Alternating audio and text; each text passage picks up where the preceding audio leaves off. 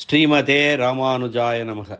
தினம் ஒரு திவ்ய பிரபந்தம் தொடரிலே இன்றைக்கு 1703வது பகுதி. திருமங்கையாழ்வார் அருளிய பெரிய திருமொழி, அதனை அனுபவித்து வருகிறோம். அதிலே 8ஆம் பத்து, திருக்கண்ணபுரத்தை மங்களாசாசனம் செய்யக்கூடிய 8ஆம் பத்து, அதன் நிறைவு திருமொழியின் 6வது பாசுரத்தை இன்று நாம் இணைந்து அனுபவிக்க இருக்கிறோம். பெருமானே, உன் சேவடியையே எண்ணியிருப்பவரை உன் சேவடியையே எண்ணியிருப்பவரை நீ எப்போதும் காத்து கொண்டிருப்பாய் என்று பிறருக்கு அவன் செய்யும் திருவருளை குறிப்பிடுபவரைப் போல யமன் முதலியோர் உன் அடியவனான என்னிடம் வாராது செய்ய வேண்டும் என்று இந்த பாடலிலே வேண்டுகிறார். உன் அடியார்களிடம் யமபடர் நாடாமல் நீ காப்பாய் என்று சொல்கிறார். ஏத்தி உன் சேவடி எண்ணியிருப்பாரை, உன்னுடைய திருவடிகளை ஏத்தி அவற்றை எண்ணி இருப்பாரை பார்த்திருந்து அங்கு நமன் தமர் பற்றாது. நமன் தமர் என்றால் யமகிங்கரர்கள். நமன் தமர் பற்றாது சோத்தம் நாம் அஞ்சுதும் என்று தொடாமை நீ காத்தி போல் கண்ணபுரத்துறை அம்மானே. ஏத்தி உன் சேவடி எண்ணியிருப்பாரை பார்த்திருந்து அங்கு நமன் தமர் பற்றாது சோத்தம் நாம் அஞ்சுதும் என்று தொடாமை நீ காத்தி. உன்னுடைய திருவடிகளையே எண்ணி அதை புகழ்ந்து கொண்டு இருப்பவர்களை பார்த்திருந்து கண்டுகொண்டு அவர்களுக்கு அங்கு யமபடர்கள் வந்து அவர்களை பிடிக்காமல், யமபடர்கள் வந்து அவர்களை ஸ்தோத்திரம் செய்து, சோத்தம் தாழ்ந்தவர்கள் செய்யக்கூடிய அஞ்சலிக்கு பெயர் சோத்தம் என்று பெயர். சோத்தம் நாம் அஞ்சுதும், உங்களை கண்டால் எங்களுக்கு பயம் என்று தொடாமல் தூரத்தில் இருந்தே சோத்தம் என்று சொல்லிவிட்டு செல்லும் அளவிற்கு நீ காக்க வேண்டும். காத்தி, நீ காத்தி. காத்தி போல், போல் என்பது அசை, அதற்கு பொருள் இல்லை, அது ஓமானமாக சொல்லதில்லை. இது போல, பூ போல என்று கிடையாது. நீ காத்தி, இந்த செய்யுளின் நயத்திற்காக வந்திருக்கிறது. நீ காத்தி போல் கண்ணபுரத்துறை அம்மானே. ஏத்தி உன் சேவடி எண்ணி இருப்பாரை பார்த்திருந்து அங்கு நமன் தமர் பற்றாது சோத்தம் நாம் அஞ்சுதும் என்று தொடாமை நீ காத்தி போல் கண்ணபுரத்துறை அம்மானே. கண்ணபுரத்துறை அம்மானே, உன்னுடைய திருவடிகளை துதித்து சிந்தித்திருப்பவரை யமதூதர்கள் உயிர் போகும் காலத்தை எதிர்பார்த்திருந்து அந்த இறுதி காலத்தில் வந்து நெருங்காமல், வணக்கம், நான் அணுகுவதற்கும் அஞ்சுகின்றோம் என்று சொல்லி கையால் தொடாமலும் பாதுகாத்து அருள்கிறாய் என்றோ. பெருமானே, நீ என் குற்றங்களை பார்க்காமல் என்னை ஏற்றுக்கொள்வது மட்டும் போதாது. நீ என் குற்றங்களை பார்க்காமல் ஏற்றுக்கொள்வதற்கு பிராட்டிமார் புருஷகாரம் செய்கிறார்கள். அவர்கள் பரிந்துரையை ஏற்று நீ என் குற்றங்களை பார்ப்பதில்லை, என்னை ஏற்றுக்கொள்கிறாய். அது மட்டும் போதாது. செய்த குற்றங்களை ஆராய்வதற்கென்று நீ நியமித்துள்ள யமனும் அவன் தூதனும் என் அருகே வராதபடி பார்த்து அருள வேண்டும் என்று பிரார்த்திப்பது இந்த பாடலின் உள்ளுரை பொருளாகும். என்னை யமபடர்கள் வந்து தொடக்கூடாது, அதற்கு நீ அருள் புரிய வேண்டும்.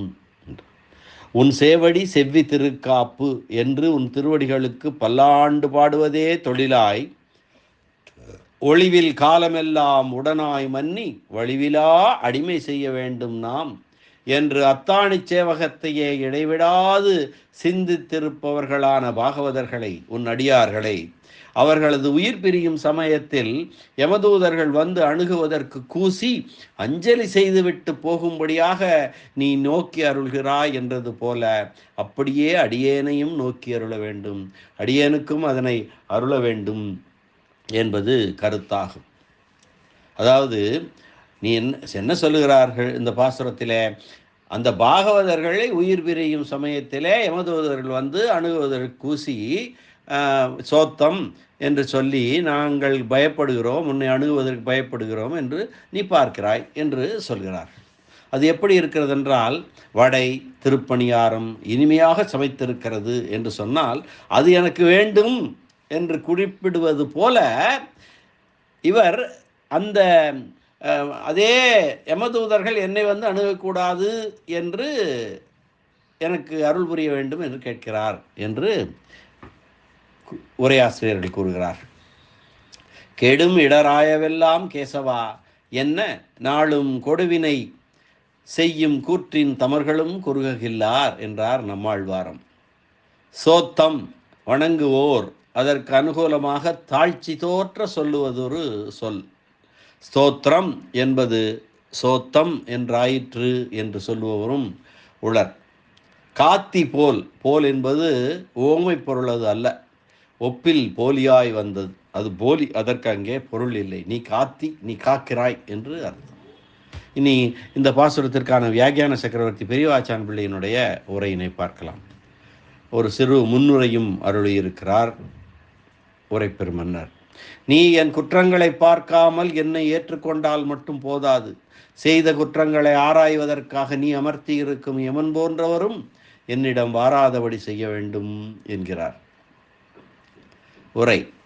ஏத்தி உன் சேவடி எண்ணி இருப்பாரை, உன் திருவடிகளை புகழ்ந்து வழிவிலா அடிமை செய்ய வேண்டும் நாம் என்று நம்மாழ்வார் திருவாய்மொழியிலே சொன்னது போல உள்ளப்பாங்கினை உடையவராயிருக்கும் வரை பார்த்திருந்து அங்கு நமன் தமர் பற்றாது, அவர்களுடைய உடல் நீங்கும் நேரம் பார்த்திருந்து அந்த நிலையிலே இறுதி நேரத்தில் யமனுடைய ஏவலர் வந்து கிட்டாதபடி, அருகிலே வராதபடி, சோத்தம் நாம் அஞ்சுதும் என்று யமனுடைய ஏவலர் எம்பெருமானுடைய தொடர்புடையவராய் இருப்பவரை கண்டால் இந்த வார்த்தைகளை சொல்லுவார்கள். எம்பெருமானுடைய அடியவர்கள் வந்து தொடமாட்டார்கள், தள்ளியிருந்தே நான் உன்னை வணங்குகிறேன், உனக்கு அருகிலே வருவதற்கு பயம் என்று சொல்லுவாராம். அப்படி தொடாமை நீ காத்தி போல இறைஞ்சியும் சாதுவராய் போதுமின்கள் என்றான் நமனும் என்று நான்முகன் திருவந்தாதியிலே வரும். இறைஞ்சியும் சாதுவராய் போதுமென்கள் என்றான் நமன். நமன் என்றால் யமன். யமன் தன்னுடைய யமபடர்களிடம் அவன் விஷ்ணு பக்தனாயிருந்தால், வைணவனாயிருந்தால், எம்பெருமான் நாராயணனை அடிபணிந்திருந்தால் அவர்களிடம் இறைஞ்சி சாதுவராய் போங்கள், உங்கள் வேலையெல்லாம் எங்கள் காட்டாதீர்கள் என்றான் நமனும் என்று நான்முகன் திருவந்தாதியிலே சொல்லுவார். என்கிறபடியே அடியவர்களை கண்டால் நாங்கள் அருகில் வரமாட்டோம் என்று யமபடர்கள் விலகி போகும்படியாக அல்லவா உன் இயல்பு இருக்கிறது.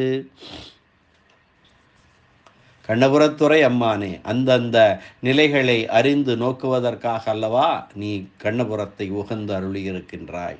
அப்படி அவர்களுக்கு செய்வது போல, அப்படி அந்த உன்னையே சிந்தித்திருப்பவர்களுக்கு நீ அருளி இருக்கிறாய் அல்லவா. யமபடர்கள் வந்து அருகிலே வந்து வணக்கம் சொல்லிவிட்டு அஞ்சி நிற்கும் அந்த நிலையை எனக்கும் தருவாய் என்று வேண்டுவதாக அமைந்திருக்கிறது இந்த பாசுரம். மீண்டும் ஒரு முறை அன்வைக்கலாம்.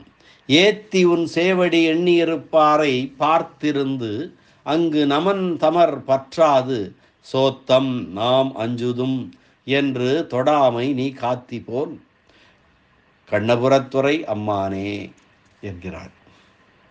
கண்ணபுரத்துறை அம்மானே, ஏத்தி உன் சேவடி எண்ணி இருப்பாரை பார்த்திருந்து அங்கு நமன் தமர் பற்றாது, சோத்தம் நாம் அஞ்சுதம் என்று தொடாமை நீ காத்தி, அதுபோல எனையும் நீ காப்பாயாக என்று வேண்டுகிறார் ஆழ்வார். நமக்கும் அது பொருத்தம் தானே. நாமும் அப்படியே திருக்கண்ணபுரத்தான் தாள்களை பற்றி இறைஞ்சலாம். மீண்டும் அடுத்த பாசுர அனுபவத்துடன் நாளை சந்திக்கலாம். நன்றி, வணக்கம். ஸ்ரீனிவாச வெங்கடேச ராமானுஜதாசன், திருவரங்கம். திருக்கண்ணபுரத்தெம்பெருமான் நீலமேக பெருமான் திருவடிகளே சரணம். அங்கமல தடவயல் சூழ் ஆலிநாடன் அருள்மாரி அரட்டமுக்கி அடையார்சியம் கொங்குமலர் குழலியர்வேள் மங்கை வேந்தன் கொற்றவேல் பரகாலன் கலியன். திருமங்கையாழ்வார் திருவடிகளே சரணம்.